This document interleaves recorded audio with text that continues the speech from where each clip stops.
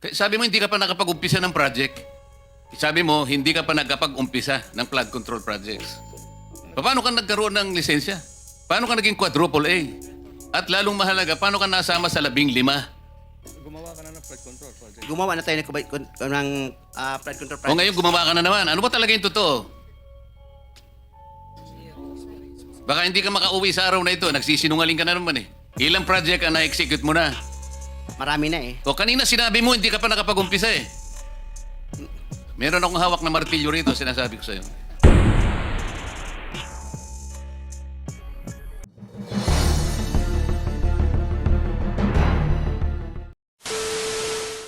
Mr. Chair, with the permission of Senator Gatchalian again. Yes, go ahead. Yeah, Mr. Kirante, ikaw ang may-ari nitong QM Builders na kumpanya? Yes, Mr. Chair. Yung present ni Senator Gatchalian na puro pula, puro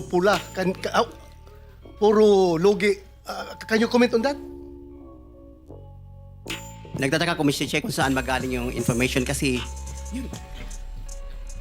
ang QM Builders, nag-upisa tayo sa 1992 as a dealer of hardware and construction materials. Tapos, nung 2003, nag-venture tayo sa construction business. To make it Oh. short, pinakita, Ano ko na lang. totoo ba yung sinabi ni Senator Gatchalian? Hindi, totoo yan. So hindi totoo? Galing ho to sa SEC. Is easy yan, on record. Hindi kasi yung totoo lang, sorry to make it short, yung QM Builders quadruple A at tayo eh. So anong corporation po ang gamit nyo? Kasi ito po, hindi naman namin to inimbento, kinuha namin Baka siguro yung ano yan. sa Kasi GIS nyo ito eh. Mr. Che, siguro yung nakuha niyo sa hardware namin, hindi sa construction. Kasi yung hardware namin, Mr. Che, pareho yung pangalan. QM Builders yung isa, construction supply, at sa yung isa, QM Builders construction talaga. Isabit nyo na lang ho sa amin yung dalawang corporation ninyo. Yung sinasabi nyong construction company at ito yung, ewan ko kung ano ito, yung itong hardware ho ninyo. Submit nyo ho sa amin lahat ng dokumento ho ninyo. Yes, Mr. Che. Chairman, may just add, FS po, financial statements, audited financial statements submitted to the BIR every year. Yan po, Mr. Chairman. Mr. Che, dalang-dala ko ngayon. Mr. Kirante, please submit the financial statement of whichever. Ibig mo sabihin, dalawang QM Builders Inc. ang ginamit mo, dalawang pangalan, dalawang kumpanya, ganun ba yun? Ang nakalagay first, yung QM Builders na nag-umpisa kami sa 1992, isang hardware yon. Tapos noong 2003, nag-venture kami ng another business, yung construction, QM Builders, construction na yon.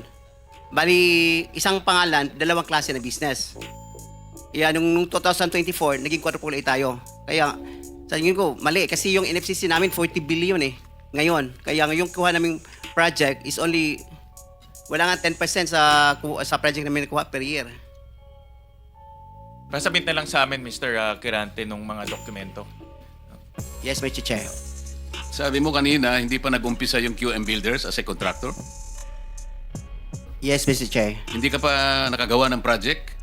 Hindi pa kasi yung nag-asawa ko ng 1991, nag-umpisa kami sa hardware. Yung maliit na hardware, nagtitinda lang bambo, mga ganun eh. Bakit nasama ka sa 15 contractors sa listahan ng Pangulo?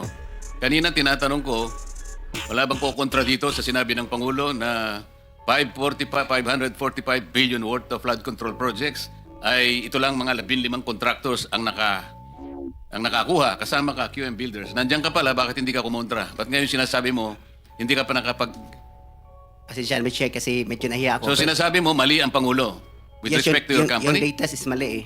Kasi ang totoo, yung 414 projects na nakuha sa QM, totoo lang is only 86 projects, Mr. Chair. Teka muna, sabi mo hindi ka pa nakapag-umpisa eh. Ano yung sinasabi mong project? Ano ko lang siguro, bagitin ko lang. Noong 2003, nakalisensya na kami sa pickup, only category D. Hanggang noong 2024, naging quadruple A tayo. Pero dumaan pa kami ng single A, nung 2011 hanggang nag-triple A tayo ng 2017 hanggang naging quadruple A tayo ng 2024. Mr. Secretary, naiintindihan mo ba yung sinasabi niya?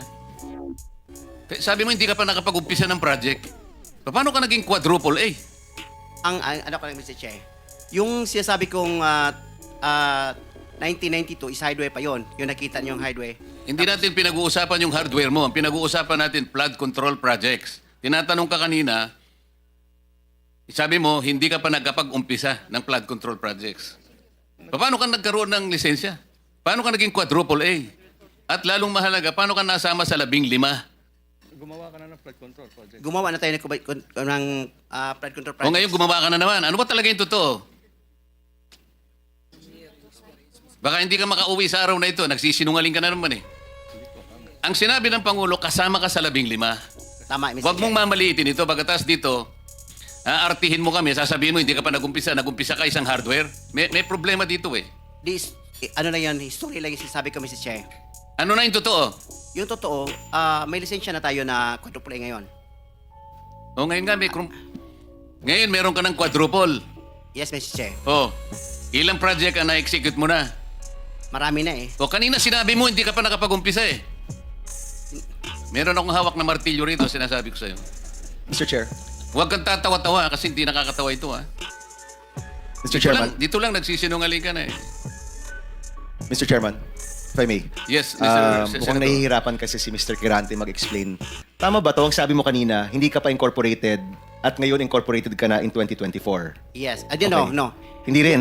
Yung incorporated, hindi, yung on process pa yun, hindi pa namin na ano yun, na-approve. So lahat ng project na ginawa mo, sole proprietor. Yes, Your Honor. So nakapag-project ka na. Yes, Your Ano Honor. yung sinasabi mong hindi ka pa nagsisimula or hindi mo pa nagagawa? Yung incorporated, kasi hindi pa na-approve yung ano namin, hindi pa naman practice, hindi pa na-transfer from sole proprietorship into... So kaklaruhin ko lang, marami ka ng project at tama na isa ka sa top 15, correct, Mr. Kirante? Yes, Your Honor. Pero hindi ka pa incorporated. Hindi pa. Yun So, yung sinasabi mong hindi ka pa incorporated. Yes, Your Honor. Yun yung binabanggit niya kanina, Mr. Chairman. Malabo pa rin eh. Mr. Secretary, tumatanggap ka ng isang sole proprietorship na mag-undertake ng flood control? Well, Mr. Chair, actually, he has the pickup license. Paano siya nagkaroon ng pick-up license as a contractor? He has the a pickup license. Paano ka Accredited. nakakuha ng pick-up license, Wala pa Mr. nung, Kirante? no, Sole wala. proprietorship ka lang? Yes, Mr. Chair. Kailan mo nakakuha yan? 2003. Hanggang nag-upgrade tayo sa 2007, naging B tayo. Hanggang 2011, naging A tayo. Yung 2017, naging triple A So, tayo. ano yung net financial contracting capacity mo as a sole proprietorship? 40 billion, Mr. Chair. 40 billion? Yes, Mr. Chair. Yung financial statement mo, padala mo sa amin. Mr. Chair, if I may. Mr. Chair. Teka muna, si Senator JB muna para matapos natin lahat. Quick lang para sa kanya. Kanino? Kay Kirante. Habang hindi pa siya umalis. Naniniwala ka pa dyan? Naintindihan ko, Mr. Chair, dahil tingin ko, Bisaya ito, hirap mag-express ng sarili niya in Tagalog. Kaya, I would rather advise him na uminom ka ng tubig, mag-inhale ka, relax ka, at ang pagsalita mo, huwag mo masyadong bilisin. Naintindihan kita para tayo Bisaya. May difficulty in expressing yourself ka. Hindi ko kinakampihan, Mr. Chair, ha? Ang sinasabi niya, meron siyang 40 billion pesos. 40 billion. NFCC. 40 billion ang sinasabi niya. NFCC, Mr. Chair. Kaya nga, 40 billion pesos. Yes, Mr. Chair. Oh. Naniniwala ka, Mr. Senator? Ano yung NFTC, Mr. Chair? Hindi ko... Net? Net financial contracting capacity. Totoo, tinoon na, bay. Ha? May 40 billion ka. Yes. Nakadeposito sa bangko na. Unsa man na? Ay, Paano? hindi. Yung NFCC kinuha sa... Ano yan? Yen o pesos? Asset yan. Kasi yung NFCC, kinocompute ng times 15 yon, Mr. Chair. Halimbawa, may 1 billion ka sa bangko. Yung pwede ka sa 15 billion.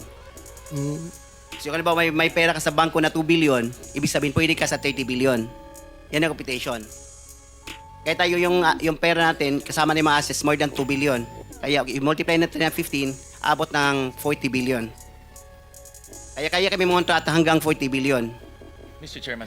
Mr. Kirante, ito tinitignan. Ano yung 2015 na QM Builders Incorporated? Ina-apply namin dyan sa Pero Your Honor. 2015 pa siya. Oh, pero hindi pa namin tinatransfer Transfer to? to sole proprietorship into incorporated. Hindi, ito incorporated na ito eh. This is a corporation. Kasi ang explanation ng bookkeeper natin, yung ano natin handle, yung experience ng from sole proprietorship, itatransfer muna sa Hindi, into iba yung experience, iba yung corporate entity. Ha? Yung corporate entity is 2015 nandyan na siya. Ah. Pero sinasabi nyo, walang nangyayari. Wala nangyayari. Ang Inapply lang. ginagamit nyo since noon pa ay yung inyong sole proprietor. Yes, Your Diyan Honor. pumapasok yung inyong income, in other words. Yan rin ginagamit nyo pagbibid ng mga projects. Yes, Your Honor. Tama? Ganun pa? Ganun ba ang interpret? So, dalawang entity, yung sole proprietor at yung incorporation. Yes, Your Honor. Okay. Sabit nyo na lang ho sa amin yung mga dokumento na yan. Thank you, Mr.